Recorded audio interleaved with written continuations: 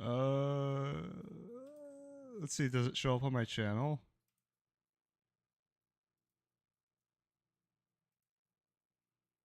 Come on. Let's go live. There we go.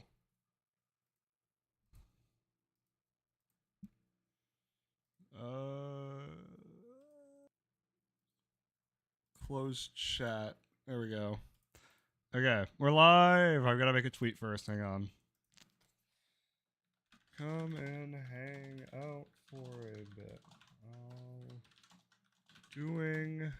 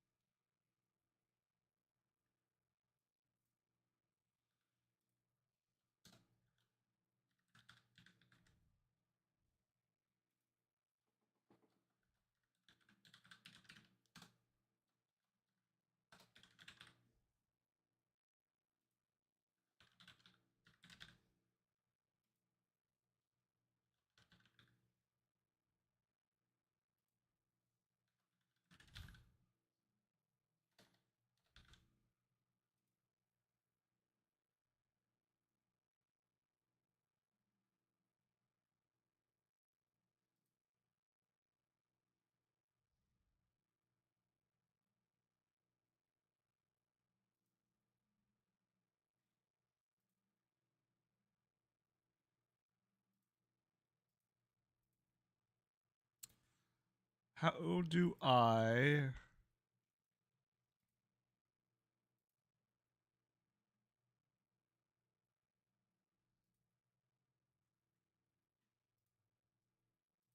see?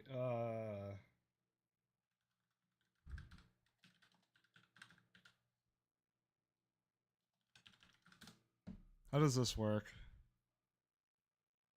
No, I don't want to go live on Twitter. I want to figure out how to. Uh, hang on.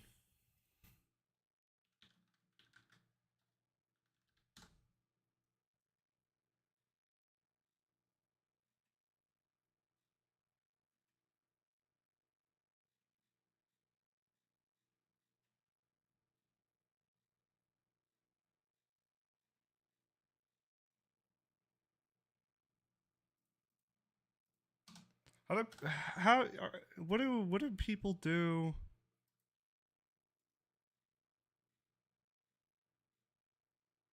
What's like a good example of what people do to like announce that they're streaming?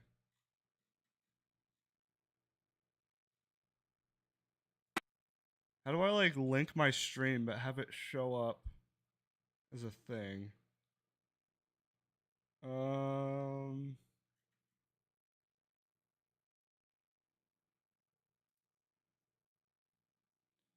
how about this? Instead of linking the live stream, I'm just gonna copy the YouTube link. We're gonna make a tweet.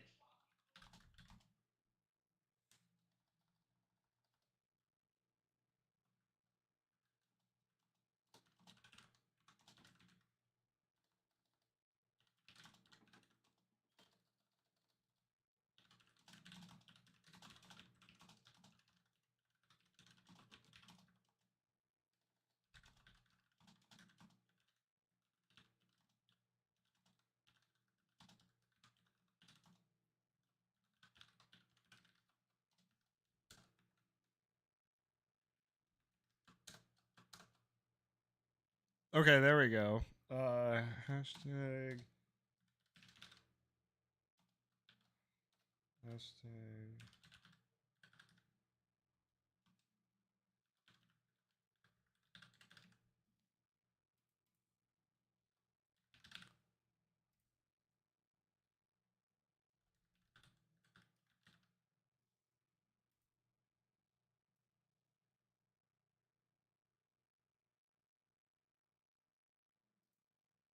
That's fine.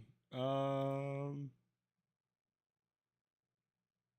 we go. Yeah, that works. All right, like that, and Risk of Rain 2. Finally, set some stuff up. Okay. And live for 5 minutes. I haven't even said a single word. Okay. This. First of all, I should introduce myself. I'm Guy with a Hat. It's my internet alias because I like to wear hats.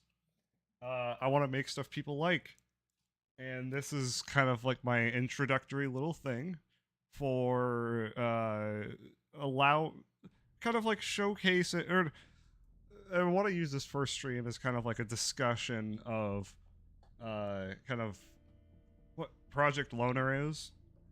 That name's not final, by the way. That's just a very placeholder. Although, depending on reception, I might just leave it.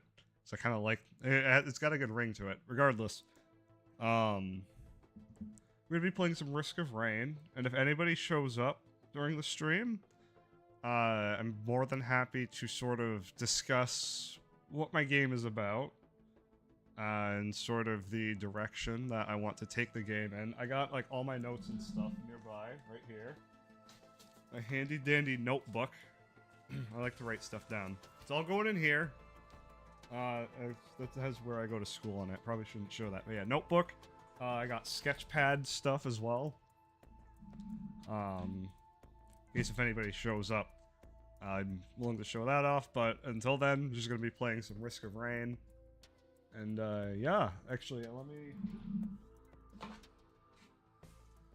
I'm going to pull these out for right now. Just so I have easy access to them. I don't really have a lot of desk space. This is all being filmed from my dorm room. So I gotta make do with what I have.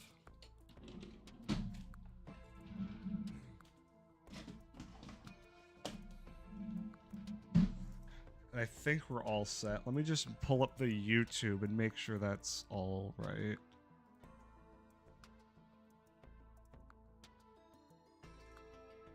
Yeah, the YouTube's all set.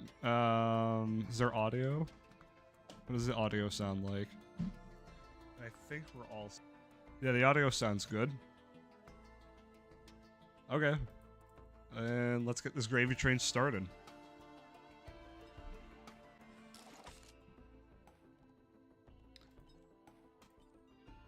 Risk of Rain 2 is a very good game. Alright. So while I'm playing, I will sort of go over some cliff notes that I have. I won't be sharing everything, just because I think to a certain extent, it's good to sort of not give everybody necessarily all information too early, because a lot of the ideas that I have written down right now are all pretty rough, and they need to be tweaked more before I'm comfortable showcasing them as like official mechanics.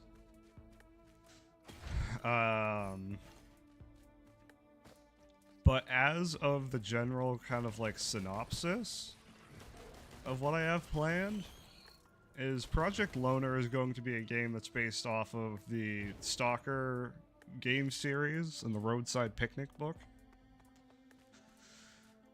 More so the book than the game series, because I think Stalker has a very distinct game style, and I don't feel as though I have the technical know-how to build off of that enough.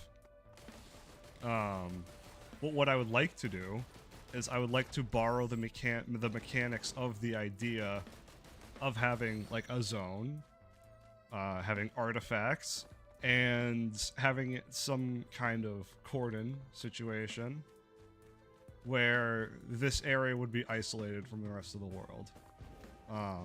Over the summer, I played through all the Stalker games.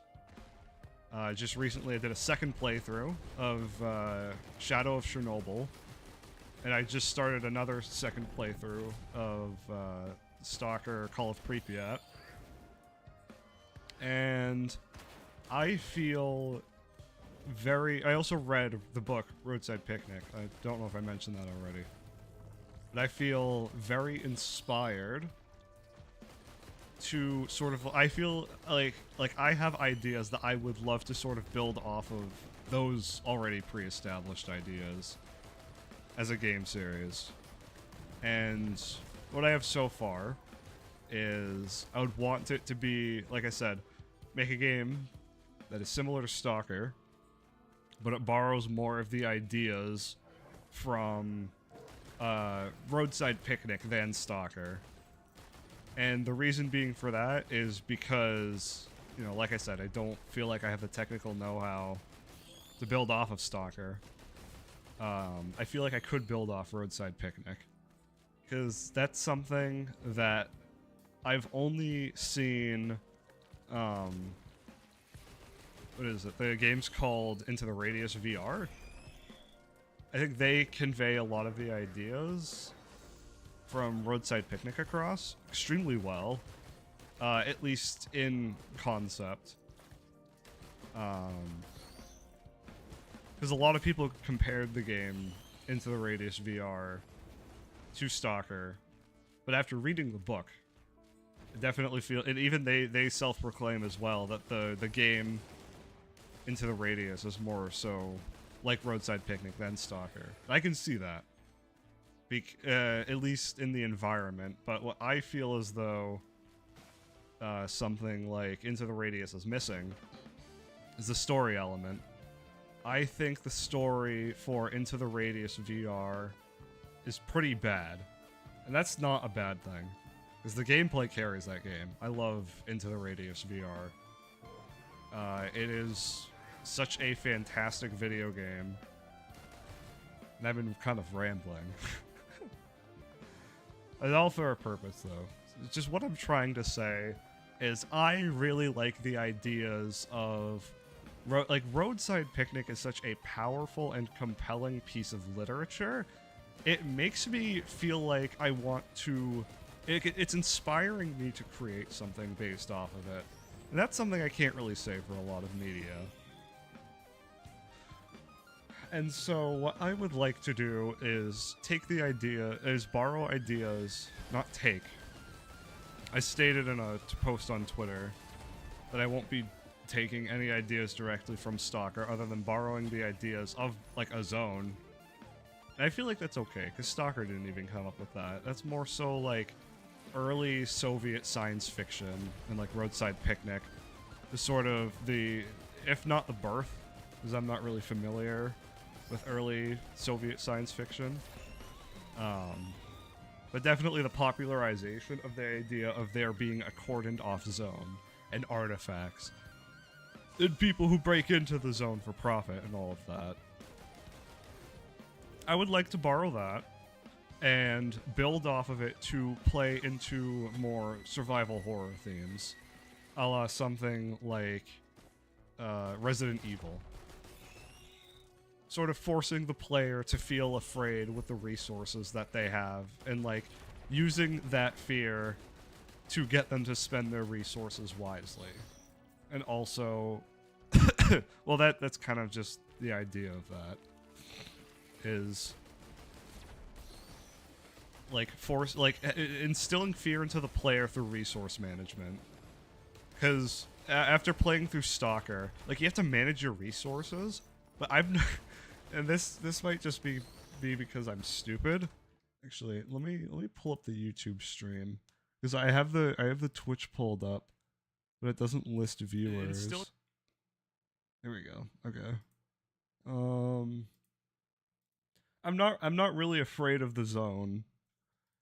I more view it as a playground. Like, I look at the zone in Stalker and I don't think, oh wow, this is like man-made horrors beyond my comprehension, like this is terrible, it's a state of anarchy.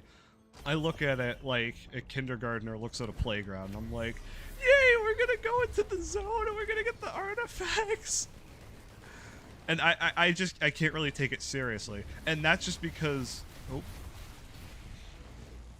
I think that's just because I've spent so long enjoying Stalker as just a video game that I, you know, like I said, I don't view it as seriously as I viewed the zone in Roadside Picnic.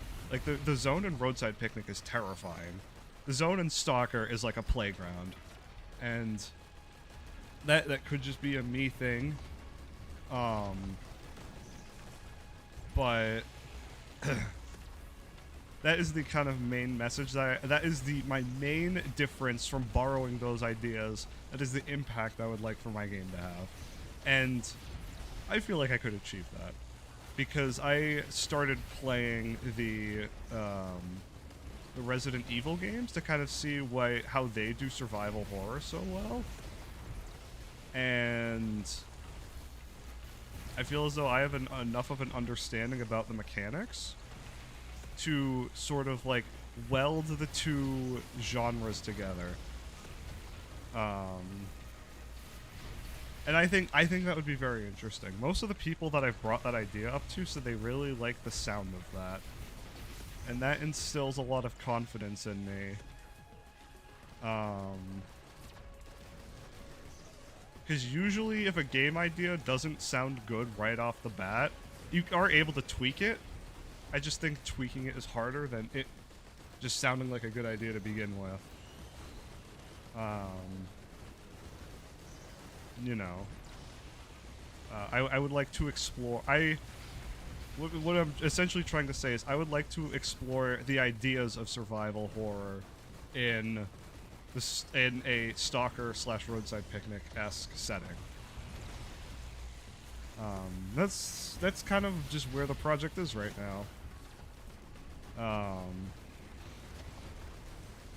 And everything is very much so in an infant stage. This run might be foo. I might restart this run.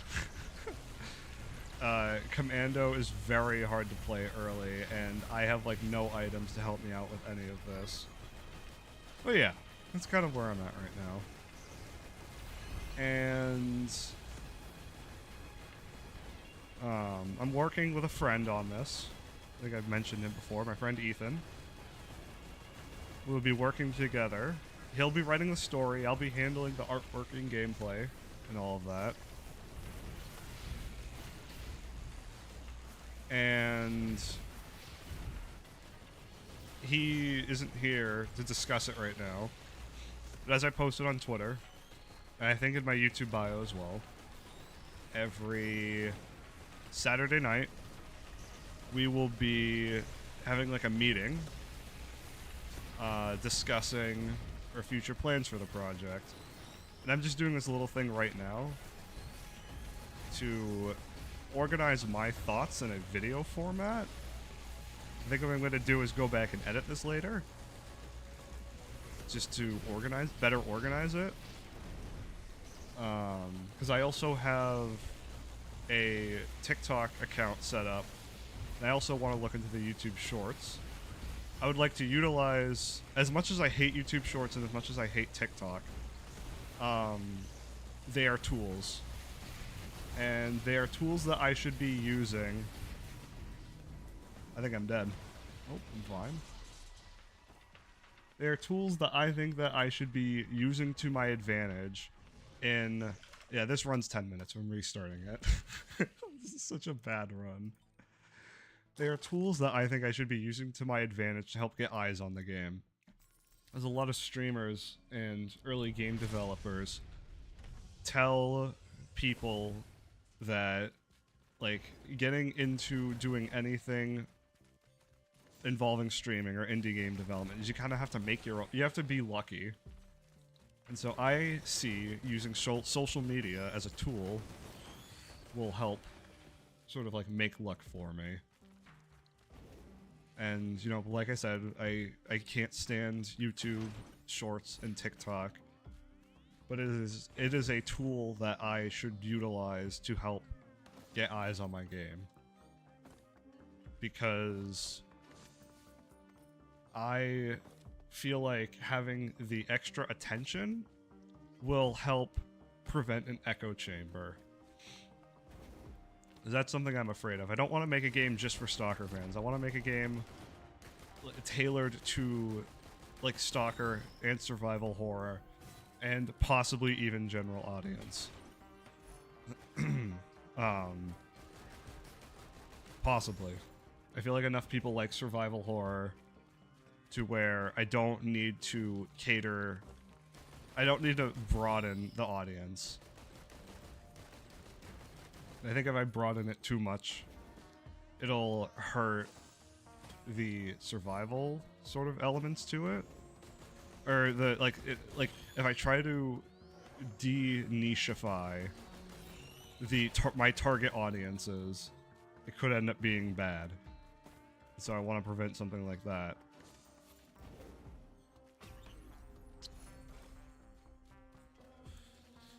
Yeah, that's kind of where I'm at with it right now.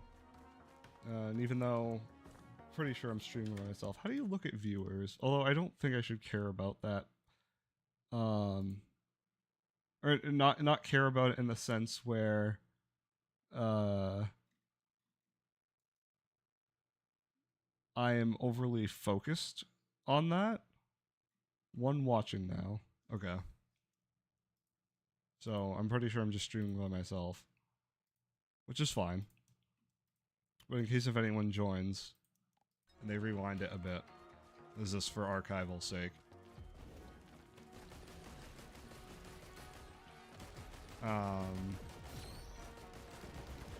Like I said, I have my notes that I've pulled up that I can delve into if anyone stops by. 1 second.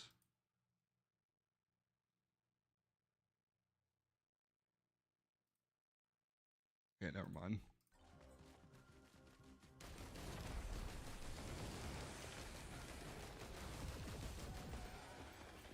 Okay. So now that I kind of got through the overall tone and themes that, or that's sort of like the genres that I would like for this game to take part in, like survival horror and like survival horror of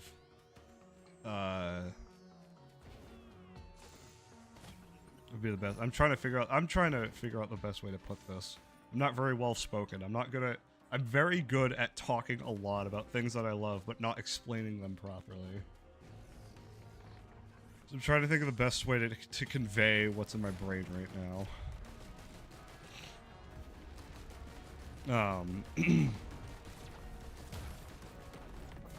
Yeah, like the genre of Stalker, because I would consider Stalker to be like not necessarily its own genre, but it's unique enough to the point where if you made a game like Stalker, people will compare it to Stalker.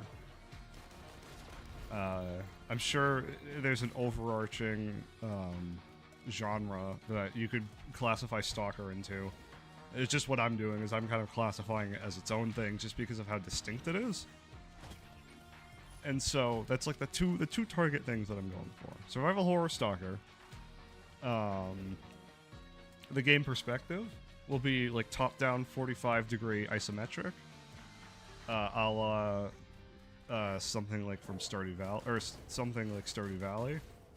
It's that top-down 45 isometric perspective. And for the art direction, I haven't really decided on that yet. What I'm thinking most likely is to make it look hand-drawn. Not Cuphead hand-drawn, where it's like cell animation, but make it look like it was drawn on paper. I think that would be fantastic. And I think that could open up a lot of opportunities for visual creativity. But I'm not very concerned about the art direction for it yet, because I'm focusing more on the gameplay aspects. So that's why I haven't really fleshed any of that out yet. And for the general gameplay loop that I have written down right now is like there's the whole map, which is split into maybe 4 or 5 very distinct areas. And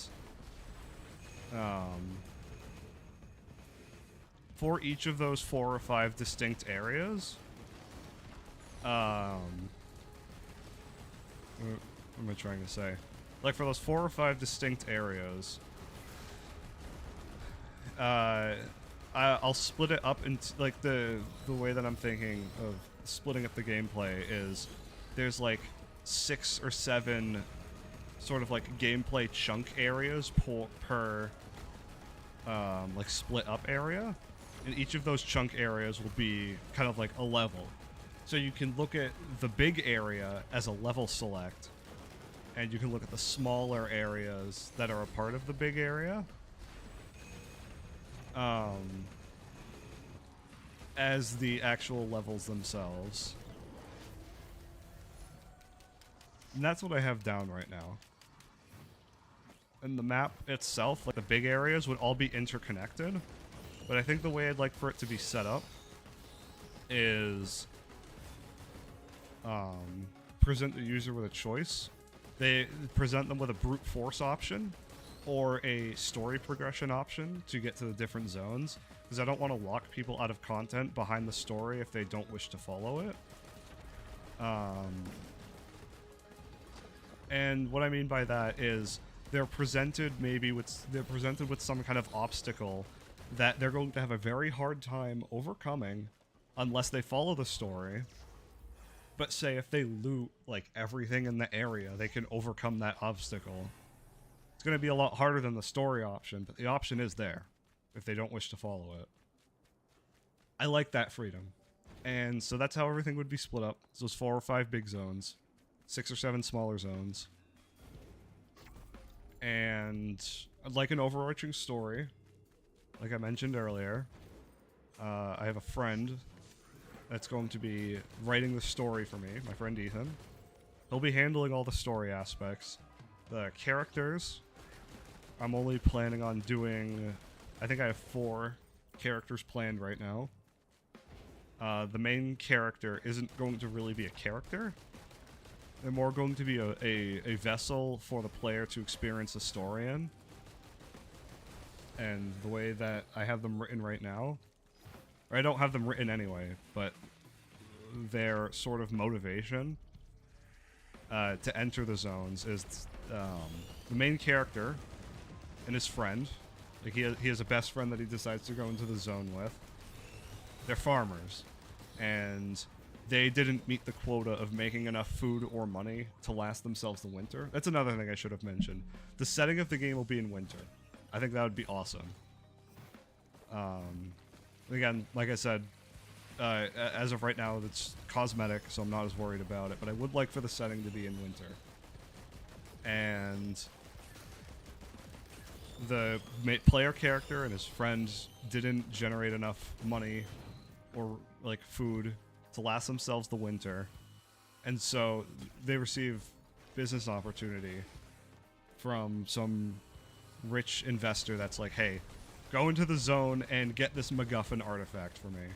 Like, there's some kind of artifact MacGuffin similar to, like, the monolith, although the monolith is more, you know, like I said, I'm going for more Roadside Picnic than Stalker, but, like, the monolith is the ultimate goal of Stalker. Like, you gotta get to the monolith. Roadside Picnic, there's the Golden Sphere, which is the wish granter. It grants you any wish that you want, supposedly. And that's an artifact. That's like the MacGuffin of the story.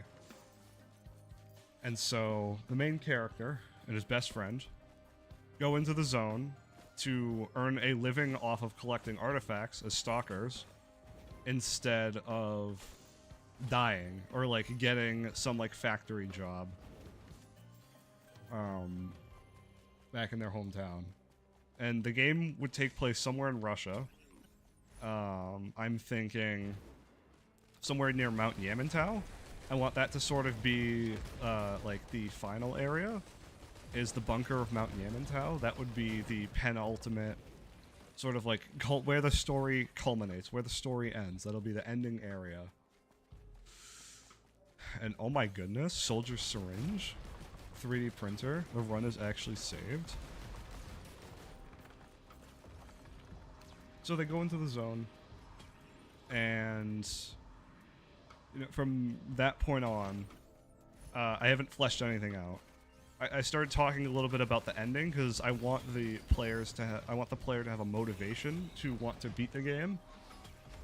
I feel like what a lot of stories don't do well is they don't motivate the player to want to do anything. I want to sort of hook players into want to follow the story, but also build a good gameplay experience around it. And some design principles that I'm following for that is with Half-Life. I feel like that's the sort of penultimate storytelling example of how you should be writing a story for a video game, and how you're given complete control because there's not really cutscenes in Half-Life. You could just kind of do whatever you want during the cutscenes, and I love that. So I'd probably do something similar. And the characters that I've written now, other than the main character and the main character's best friend, some kind of merchant character who is... He was a border guard during the Soviet-Afghan conflict, and so that's kind of his justification for being in the zone. Is he still he is a border, I forget the official name, but there's like, I think it might just be Soviet border troops, and I feel like that is a good way to sort of justify his existence as a character in the zone, and him having like a ton of armament, because he's going to be selling the player weapons and bullets and everything like that. So I'm trying to rationale what justification is there for this, and you know, he's a border guard, and so he has access to a lot of like Soviet military armaments, and also he would be guarding like the edge of the zone, so that's why he'd be there. And I think that's a good justification so far. That's all I have written for his character. And then there's also medic character, which depending on how writing goes, I might scrap, because it's a medic character isn't really necessary. And then some kind of bartender character, because in the book Roadside Picnic, all of the artifacts get dealt with by the bartender, and I would try to do some... I don't know if I would necessarily copy that. I'd like to do something similar to that, though. Because it's like, the like, bartenders know everything. Like, they... Oh, please don't have this run end here. I have so many good items. Like, bartenders sort of, like, know everything. Because people like to talk to them. And when people drink, they talk a lot. So... that would be a good sort of, like, mentor-esque character. He seems pretty wise, because he would have a lot of knowledge of the zone, because whenever people drink, because they're depressed because their friend died or something, they tell the bartender.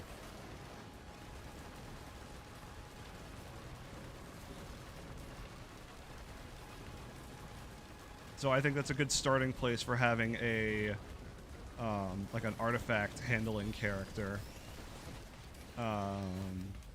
And that's all I have for the characters right now. Everybody else will be like generic Stalker. I'll definitely be making references to Stalker. Maybe like, because there's going to be other NPCs that you can find that are both friendly and unfriendly. And probably just set up just like Easter eggs and references to Stalker there. That would be my homage to the series. They'll just be generic, like other guys going around like, hey, I have some vodka and an AK, like, look at me. You know, my best friend got eaten by like a bear or something. And then the main enemies that you'd be fighting, I'm thinking, are constructs of the zone, and like the Russian military. there's some kind of secret that they are guarding in Mount Yaman. Like, they're protecting something in Mount Yamantau. So they would be patrolling the zone, making sure nobody gets into it, because there's some kind of, like, super secret thing in Mount Yamantau that the Russian government doesn't want anything to see. You know, the game would be like in Roadside Picnic, where the outside world is perfectly normal. It's just the zone that's in a state of anarchy.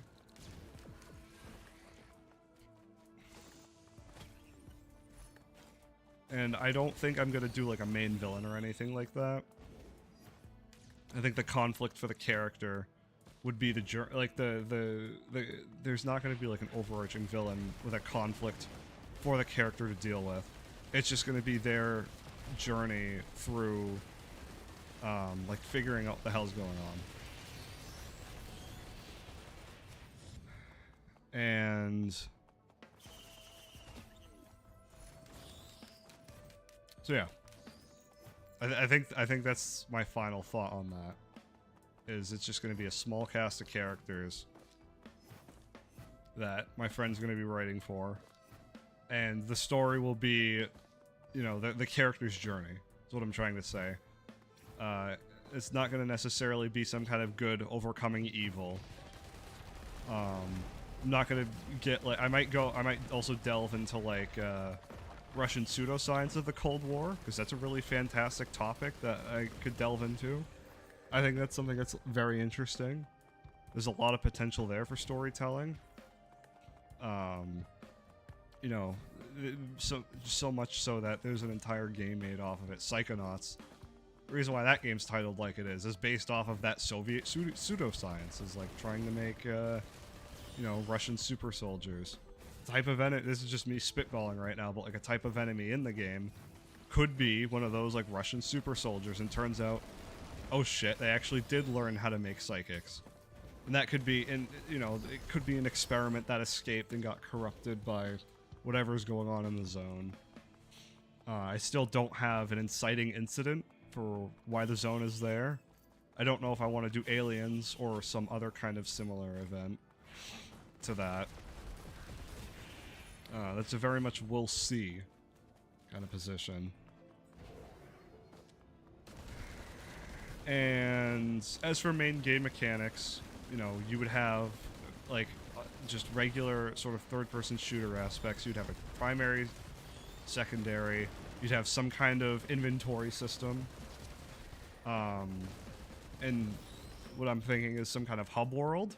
Because what I notice is in survival horror games, they have like an area that's safe where when you're in it, you know that you're safe 100%. And so my rendition of that could be some kind of like safe hub area, and you would just travel into the zone via some car or truck every time that you wanted to go for it. Kind of like in Tarkov, how you load into a map every time you want to go into a run. You would take the car or truck into the zone every time you wanted to go into the zone, and then you would exit it the same way. You would take the same car or truck. And so that will let you know whenever you're in the zone, you're in danger. Whenever you're in the hub area, you're safe. And the hub area, I'm thinking, would feature the merchants. It would also feature some extra stuff. Like I'm thinking, brain stocks? Actually, no, that's okay.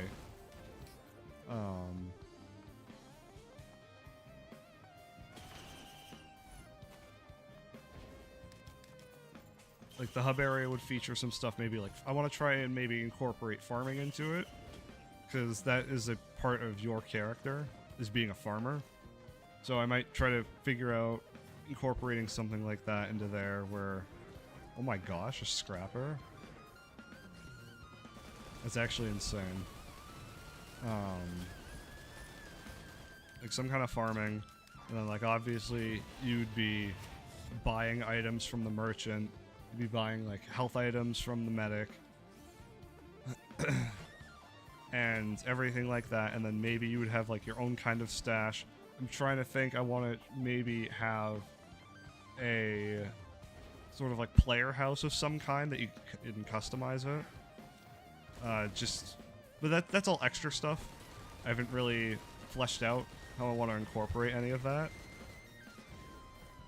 because it's extraneous to the main gameplay loop. I want to try and flesh out the main gameplay loop before I do anything else. Like making sure, ensuring that the game is actually fun is more important than adding little cool tidbits and stuff. At least to me.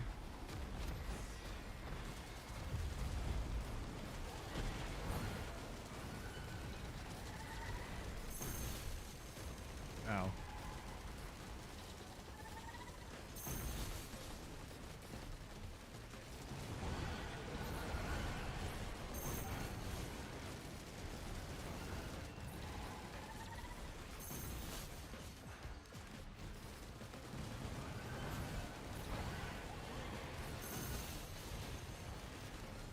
And let's see, am I missing anything?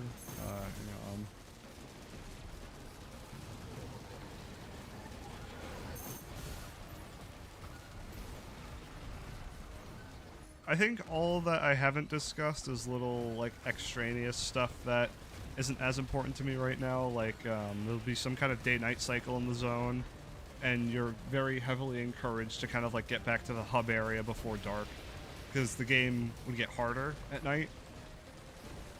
Or something along the lines of that.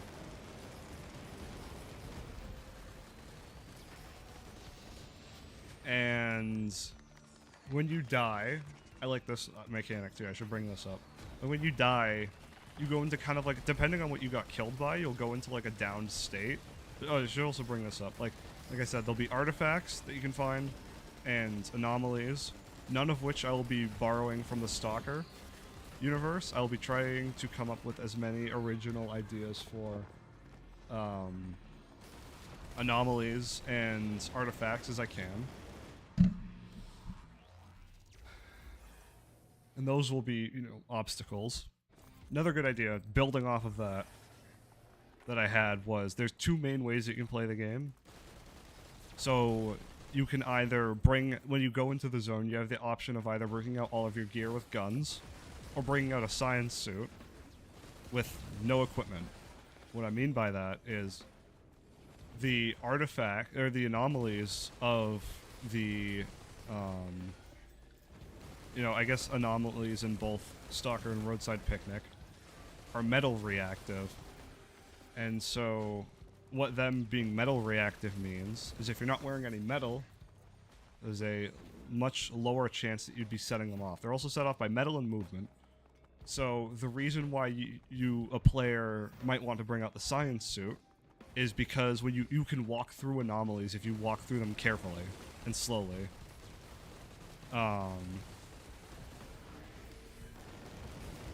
And it's kind of like a stealth sort of system.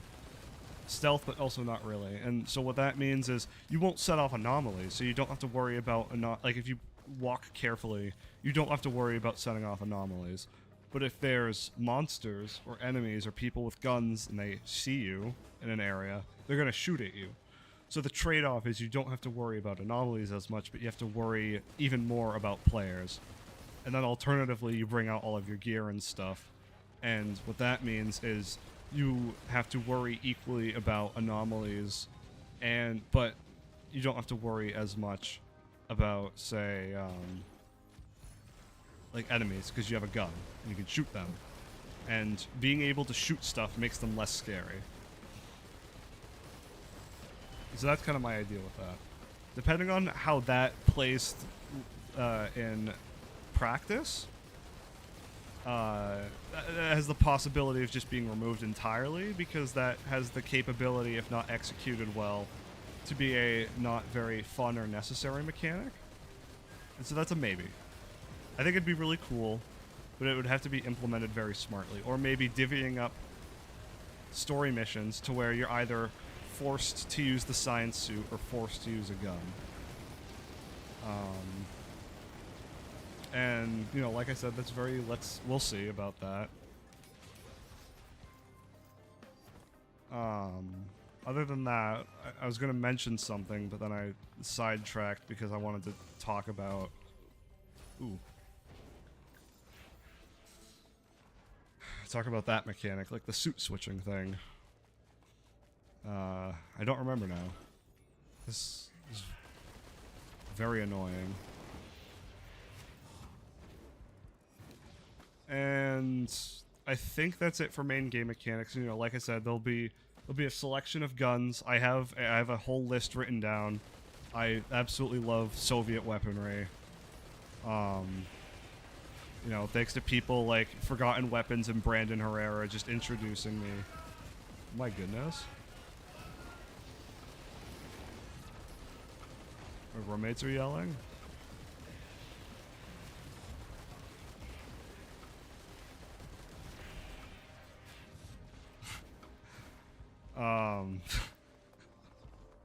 I live in a suite with 5 other people. It's very interesting. Completely lost my train of thought too. What I might start doing is rolling back to the stream, remembering what I said. Just because I don't want to be sitting here being like, oh, I don't remember what I said. Isn't that quirky? It's like, no, that sucks. It's annoying. This run's going very well so far as well.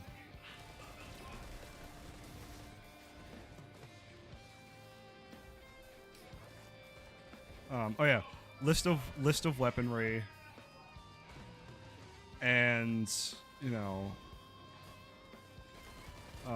nothing is final so far. I have the list. I'm probably not going to include everything because it's pretty long.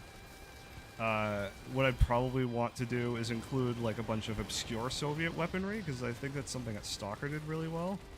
Is they had a lot of obscure guns in that. Like they had that C something or whatever. I think the C300, if I remember correctly. Like that weird AR styled rifle with the recoil system not in the stock, which is why you could fold the stock on it. I think I'd look for obscure stuff like that. That hasn't been put in Stalker yet. Sort of going through that, trying my best to not recycle content. And just like repackage Stalker, but my edition. Trying to have as many original ideas as possible. But I have a whole list of that. I don't know what I'm going to do for clothing and equipment, in the sense of like armor and everything like that. Since it's survival horror, I think it would be simpler to just be like, yeah, enemies are just separated into these categories, like maybe armored, unarmored enemies. You know, it could just be like a random like Russian guy with an AK, or it'd be a trained soldier. Splitting it up like that. I don't want to necessarily make the combat too complex, but I also want to make it interesting enough to where it's fun. And so that's something I have to work out.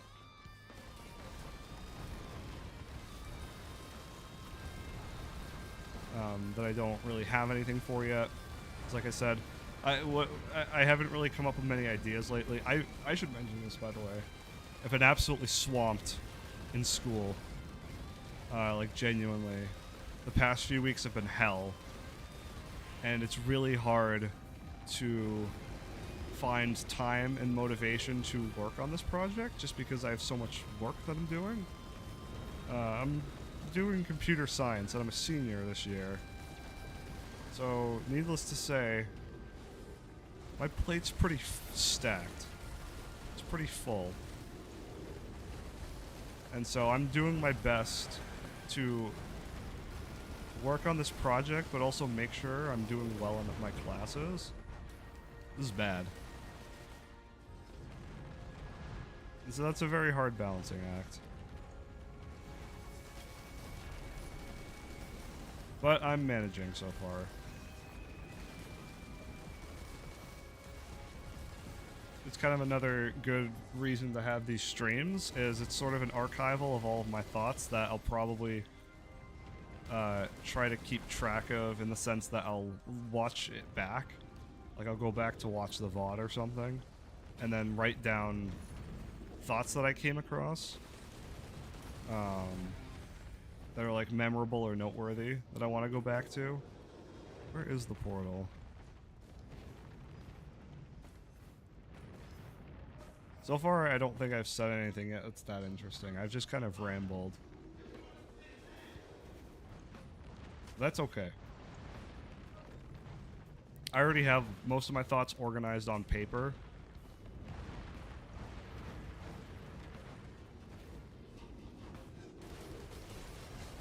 Ow.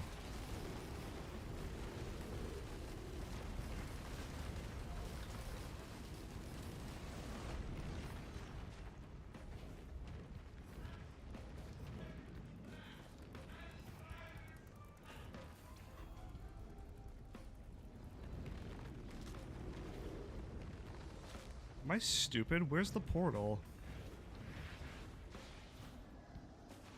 Is it up here?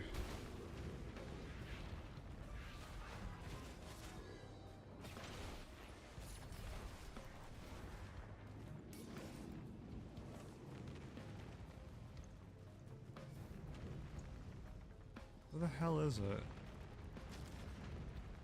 I feel like I ran past it already. Oh my goodness.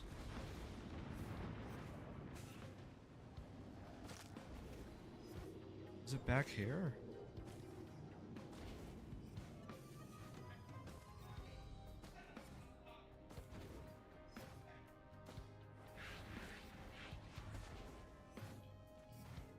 Oh yeah, look, here it is. I ran past it.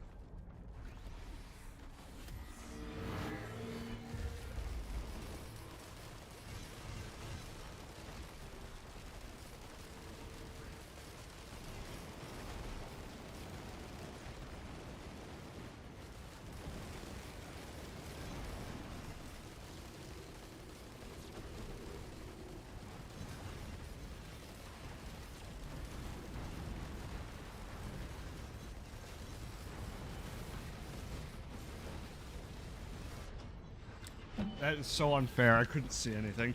Oh, I'm alive!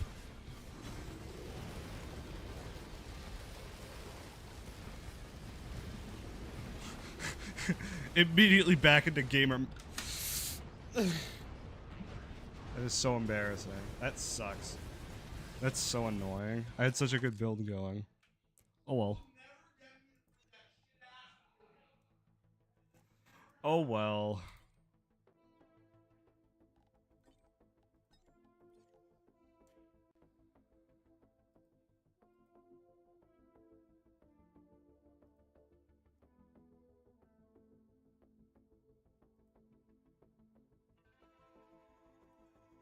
Now that that's done.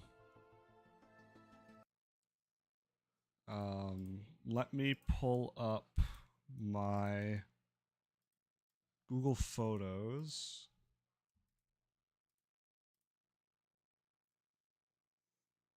And share some idea crafting that I have so far.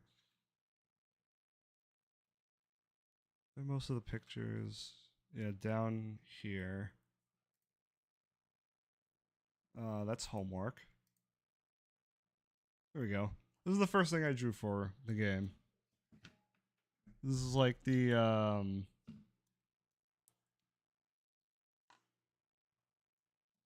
this is day one.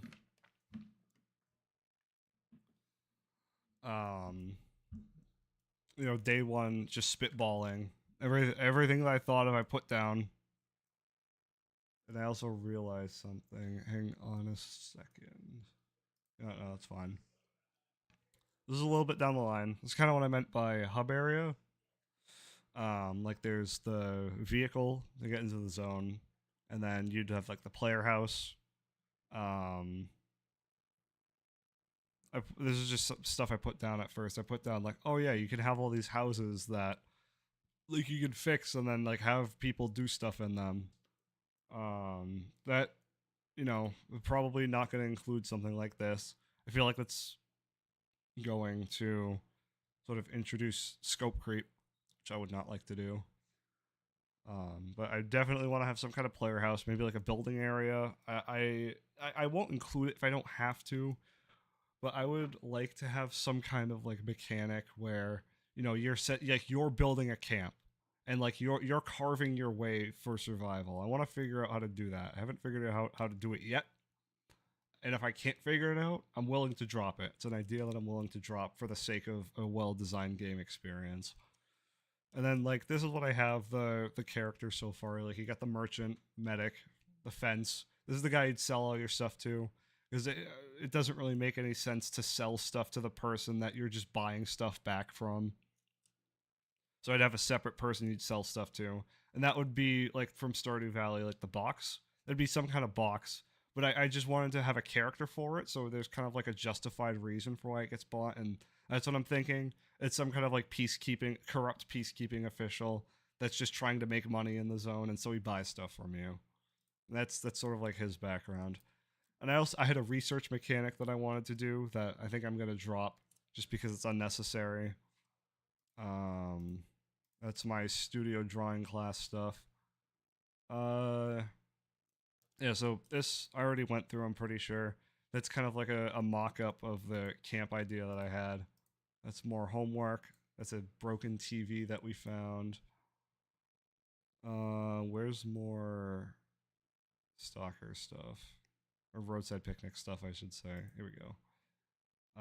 Main hub area. That this is idea crafting for how I want to set up the hub area, and I thought of doing a crafting system at first. I might get rid of that. That might like just to reduce scope creep. I'm okay with getting rid of that. This is how I want to set up animating the character. I'm thinking, the character would be one layer, which would be by the way, I should mention that I'm making this in Unity, and so the way that I would separate this would be a sprite renderer for the character and then a skeleton attached to them where their arms would be able to like move slightly depending on the angle that they're aiming at. So it would be like 8 main aiming angles. So you can see 8 directions. But the arms could move a little bit just to sort of like add a little bit of life to like aiming your weapon. And it wouldn't just like jitter back and forth. It'd be like a little bit of smoothness between it. And then like splitting up all the animations that I would need to do. I need to figure out how to sort of work into that. Half open world, like I mentioned. An open area. Each segment of the open area would be like its own level with stuff that you can do there. It's just me and my friend hanging out. Some sketch ideas. And I don't think I have anything other to show than that. This is all very organized right now. This is kind of like an impromptu thing. I didn't come up with a plan for the stream.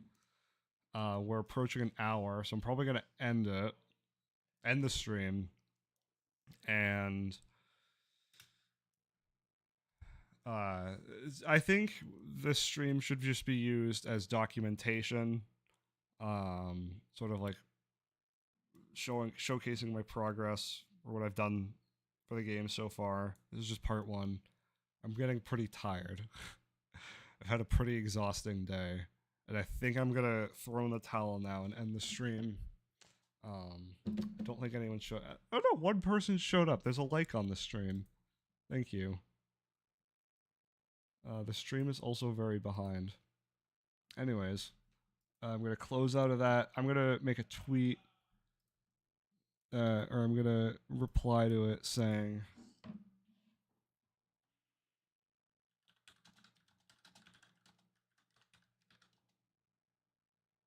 first archive of development, getting my thoughts from paper into words in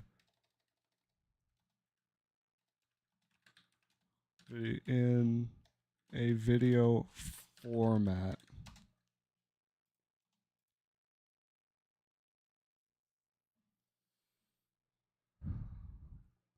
I will keep these VODs in a YouTube playlist for anyone who's curious to see how development is going. And that's fine. I'm not good at the social media stuff. I'm really not good at conveying any kind of like information on social media because I'm a very vocal and talkative person, and trying to come up with something in a certain 250 character limit is just impossible for me.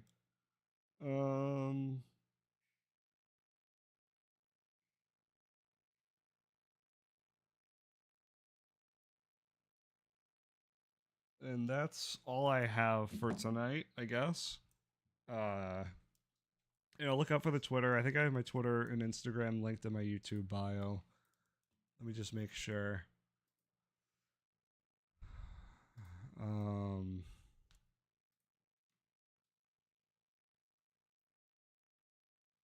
yeah, I have my portfolio for anyone who's interested in that.